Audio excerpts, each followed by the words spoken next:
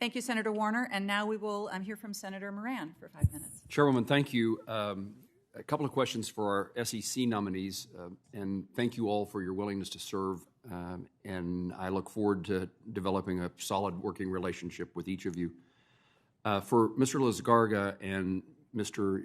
Ueda, this I hope is a yes or no answer, so I can get to other questions as well. Mr. Lizgarga, do you agree that any change to the disclosure rules, which would more than double the current cost of disclosures with an outsized impact on smaller companies, should be subjected to robust public debate, including in front of this committee, before those rules are finalized? Yes. Mr. Ueda? Yes. Thank you. Mr. Lizgarga, do you support competition among asset managers and believe that investment firms should compete to manage investors' money? Senator, I believe in competition in all segments of our markets. I'll ask both of you, but let me add a little to that question.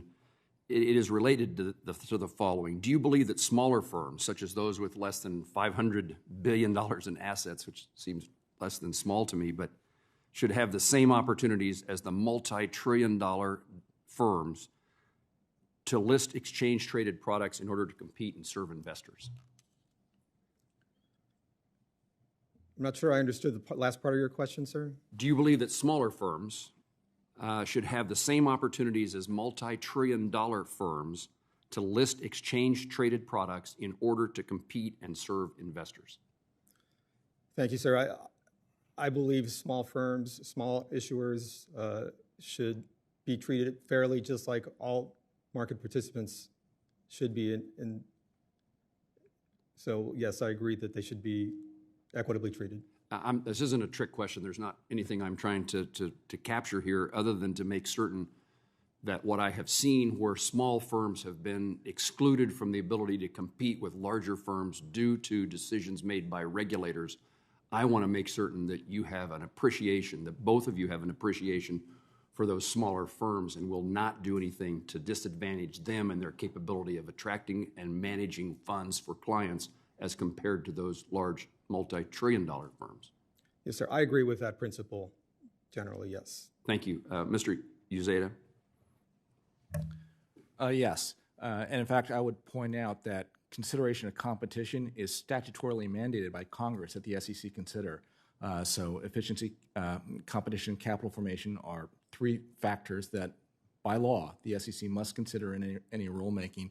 In addition, the SEC has a mandate under the Regulatory Flexibility Act to look at the impact on small entities, and a number of those definitions, particularly in the asset management space, I think are potentially outdated, need to look at. The current small entity definition is just $25 million of assets under management or less, which, as you noted, $500 billion these days seems like quite a small amount. So that would be something to think about.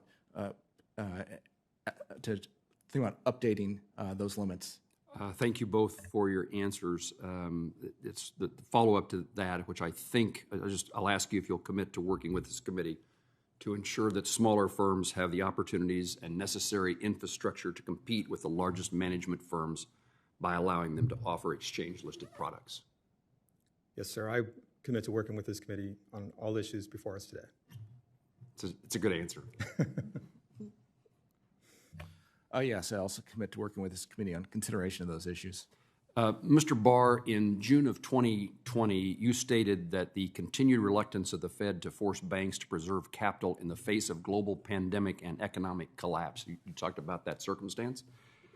It seems that throughout the pandemic and now, capital liquidity levels in the banking sector have been a key strength for our economy. And my question is, does that fact, if you agree with that, does that fact lend credence to the banking sector being adequately prepared for the next recession? Thank you, Senator, for that question. The statement I made was in the context of the global pandemic having just hit the United States, and before Congress and the Federal Reserve took the really extraordinary actions they took to protect our economy.